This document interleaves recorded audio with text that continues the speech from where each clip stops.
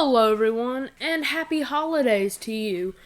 And today, I will be reviewing one of the funniest movies ever made, but it's god-awful. So Home Alone 4. If you didn't know this exists, I really don't blame you. So, after Home Alone 2, someone decided that they wanted to continue the series in Home Alone 3, which failed. And I don't know why they made this one. This was a direct-to-home release, which makes sense. So, this was never released in theaters. It stars, also, I don't know whose, bright idea it was to, make this movie about Kevin McAllister. Yes, you're right. Yeah. This is Kevin McAllister now. So, my thought is they were trying to reboot the franchise somehow. Make it like a James Bond situation where there's just more guys, I guess. But, this movie failed exponentially. I haven't ever heard a positive review on this movie, and I'm about to dunk on it. Also, before we start, I am not trying to attack any actors in this movie. They tried their best, I'll say that. Hop into the story. The story starts off with, Kevin's parents getting a divorce. This is, the new Peter 2.0, and this is the mom 2.0. So, they're getting a divorce. I don't know why. The movie never explains why they're getting a divorce, by the way. So, they're getting a divorce. And, Kevin doesn't like it. Also, it's fairly important to mention this. They decided to de-age Buzz and Megan for this movie.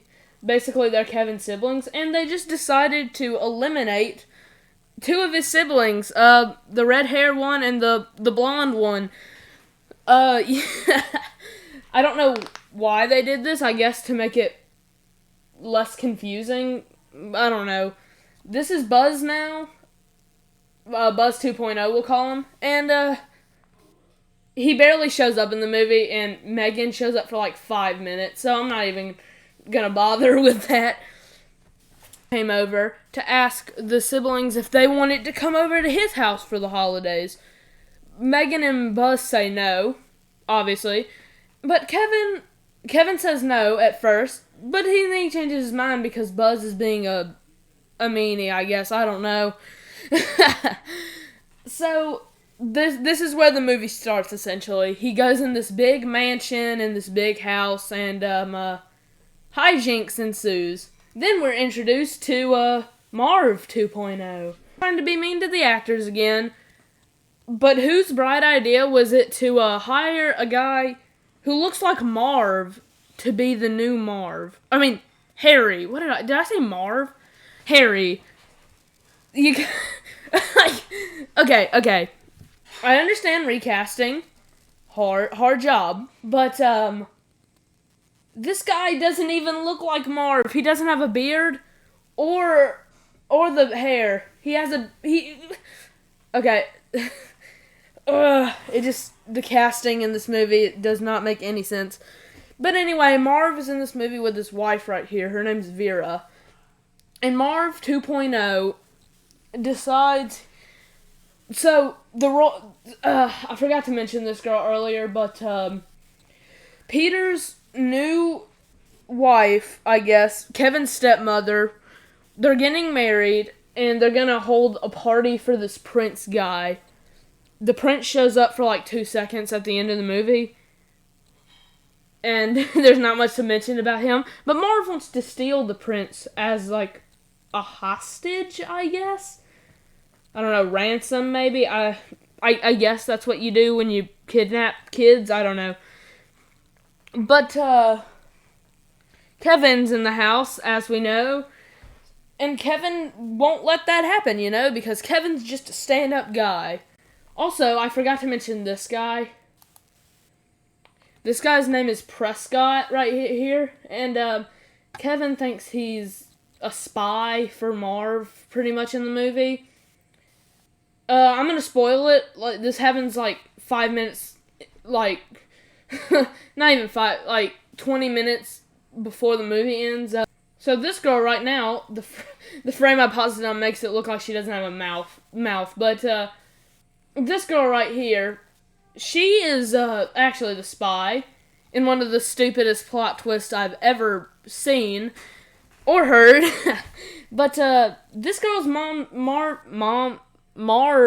mom, who I guess is a criminal, so I guess it runs in the family.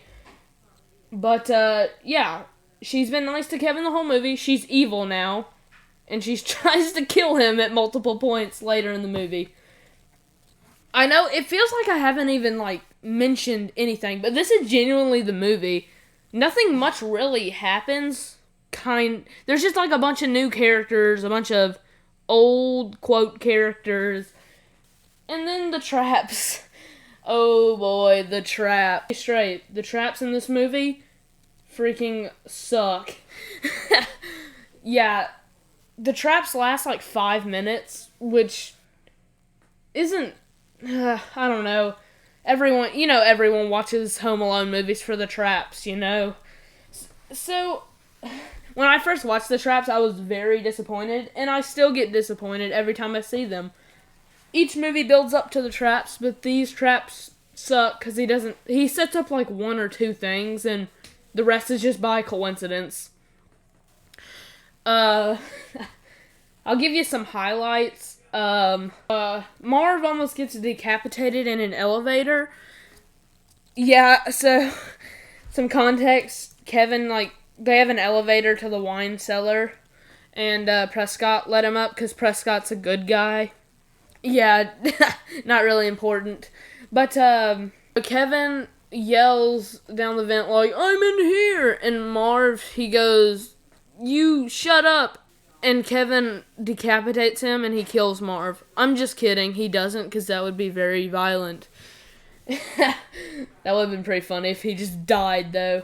That sounds very morbid, now that I say that. Anyway, Marv doesn't get decapitated because the elevator stops somehow.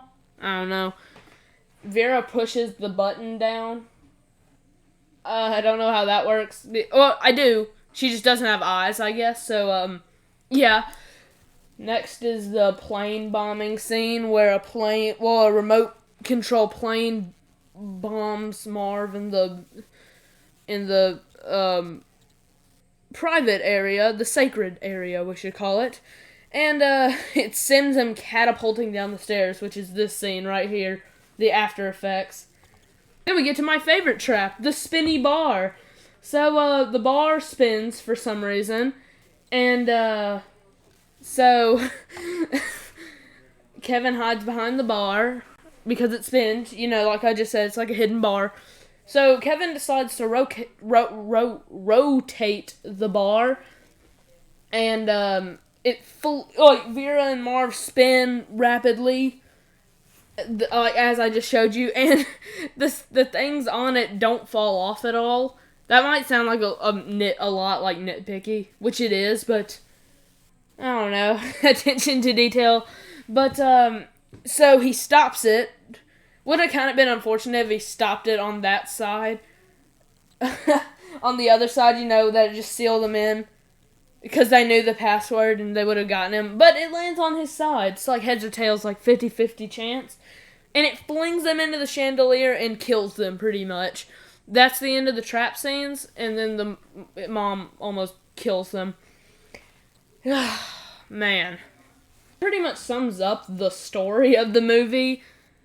I feel like I'm missing so much, but I'm really not. The prince man comes and he's like, Kevin's like, you want to spend Christmas at my house? The parents get back together. The prince is like, yeah.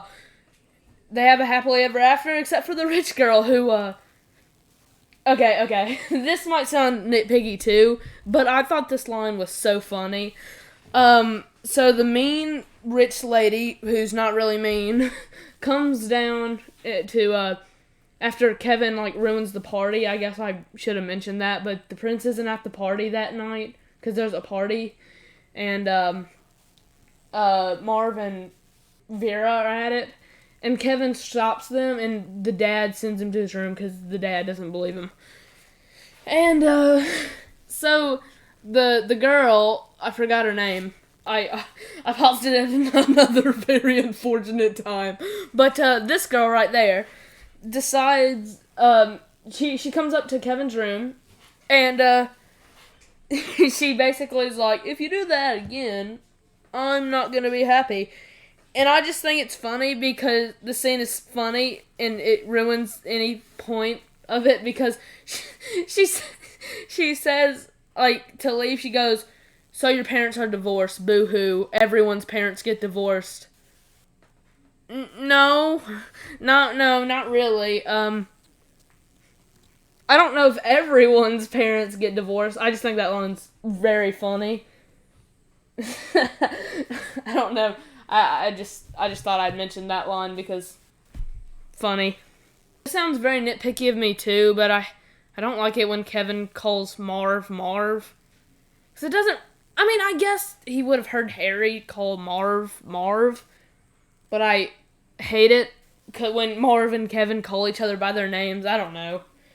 That sounds very nitpicky of me, but you know, what are you gonna do? This story is basically just the boy who cried wolf, and he was right. Just, this movie wasn't very good. A part of me really does think this movie's funny. It's like a Diary of a Wimpy Kid long haul. Everyone hates that movie, except me, who I just love it because of how bad it is.